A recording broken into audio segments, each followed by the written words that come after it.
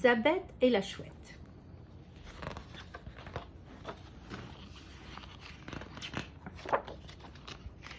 Affreusement timide, César rêvait souvent en secret d'être la plus grande, la plus forte, la plus inquiétante et la plus terrible créature du jardin. Une grosse bête sortant grognant au milieu d'une foule de petites bêtes surexcitées qui dansaient à ses pieds comme autant de feux follets et hurlaient de joie. Par la fée Carabosse, la vilaine, la féroce, toutes les citrouilles se carrossent, que les balais se brossent, désormais c'est lui le boss. César s'abandonnait tout heureux à son rêve, quand soudain, dans le jardin profondément endormi, un cri strident, sauvage, retentit et le fit trembler de tous ses membres. Effroyable présage, pensez-vous aussi plus effroyable encore, fut l'instant suivant où, à la défaveur d'un rayon de lune, il aperçut collé à sa fenêtre une face ronde avec un nez crochu, un bec et 2 yeux brillés qui lançaient des éclairs, 2 grands yeux jaunes dont le regard tomba droit sur lui et ne le quitta plus. Ainsi, hypnotisé, César s'avança lentement vers Zabeth, la chouette. « Belle Zabeth, auguste, oiseau des ténèbres, murmura-t-il, j'obéis à ta voix impérieuse. » Alors une voix lugubre, roulant des yeux terribles, la sorcière prononça quelques mots furfureux, et dans un nuage de fumée âcre, transforma le lézard en charmant dragon ailé. Une fois la fumée dissipée, Zabeth contempla son travail. « Eh bien, criait-elle, qu'as-tu resté planté là, comme un gros crapaud? Tu as perdu ta langue ?»« Oh, ma reine, belle fée, murmura César émerveillé. La taille est parfaite. »« Bien, dit la sorcière adoucie. Et les ailes, comment tu les trouves ?»« Des vraies ailes de dragon, s'écria César en regardant par-dessus son épaule. Et il les agita pour mieux montrer son contentement. « Ben voyons, la couleur maintenant, tu ne la trouves pas un peu trop criarde ?»« Non, pas du tout, répondit César, très intrigué, le sentit au bout de sa langue un curieux goût de brûlé. « Diable, mais je flambe, ma reine. »« Bien sûr que tu flambes, dragon, que tu craches même du feu. »« Ah, ah !» Allons, allons, continua Zabeth, un peu échauffée. Pour les écailles argentées, les cornes, la queue fourchue, c'est une option. Mais un dragon, ça a des cornes, ma reine. Taratata, en option, j'ai dit. Et cesse de m'appeler marraine ou bonne fée. Ça commence à m'horripiler. De toutes petites cornes de rien du tout. Et puis, crotte, s'écria la sorcière. On ne va pas y passer la nuit. Hein. Tiens, les voilà tes cornes.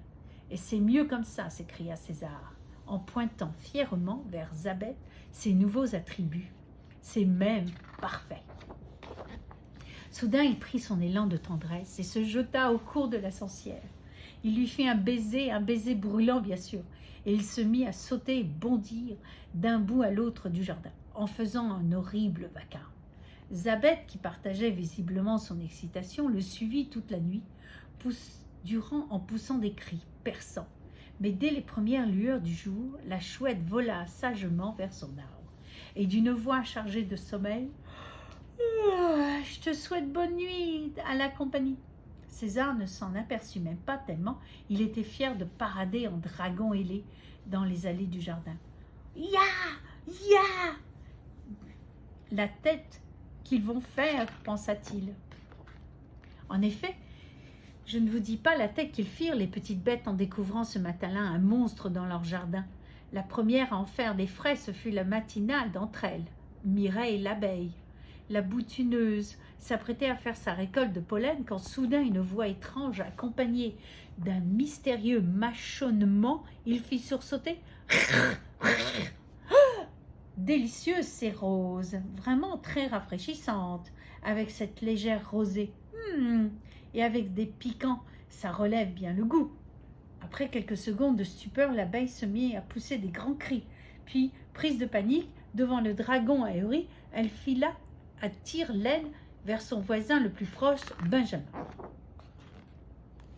Mais puisque je te dis, Benjamin, je l'ai vu de mes propres yeux, là, ici, dans le jardin, dans notre jardin, un monstre, un énorme monstre, grand comme un dragon hideux, tout vert, dévorant des roses à pleines dents. Allons, allons, voyons, Mireille, des dragons, ça n'existe pas, que dans les contes de fées. Tout comme les lutins, reporta l'abeille furieuse. Faisant mine de ne pas comprendre, le vieux bonhomme éteignit sa barbe blanche et réfléchit. Tu veux que je te dise, Mireille? Eh bien, je pense que ce sont des pucerons qui te font du mouron. Je ne sais pas ce qu'ils ont cette année, mais ils sont particulièrement gros et voraces. Allez, oublie tout ça et viens plutôt m'aider à allumer le barbecue. Nous allons faire griller des marrons. Et sans attendre, il se mit à souffler sur le feu. Agite les ailes, Mireille, font plus fort, encore plus fort. Tu vois bien que ça ne prend pas, le bougre. C'est alors que le dragon cracheur de feu, qui brûlait d'envie de faire son numéro, poussa l'abeille d'un coup de queue. Pour désirer du feu, vous désirez du feu, lança-t-il, et en moins de temps qu'il n'en faut pour dire barbecue, ça s'embrasa.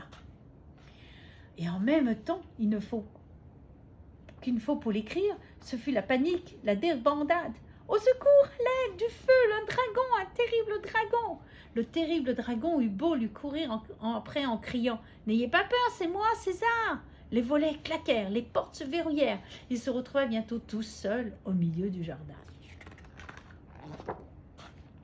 Alors, terriblement désenchanté, il ne savait plus quoi faire.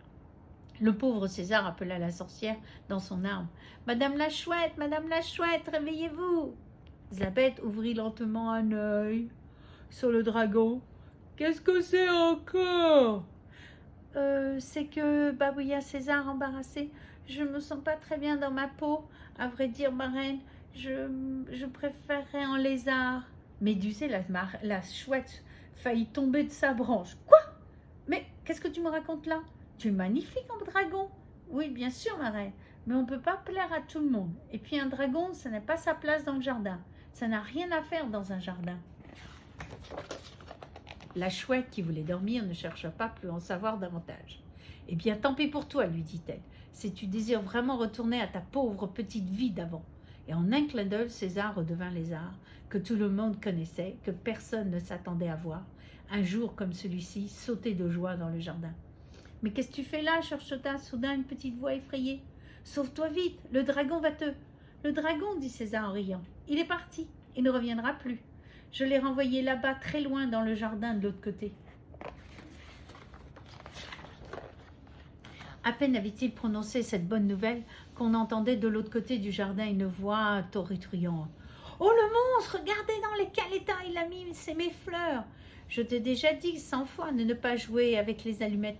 Allez, rentre à la maison et file dans ta chambre. » Alors, une à une, les petites bêtes sortirent de leur cachette en chantant joyeusement. « Il est puni, bien fait pour lui. » Zabeth, qui n'avait pas fermé l'œil de la journée, commença à être fatiguée par tout ce remue-ménage.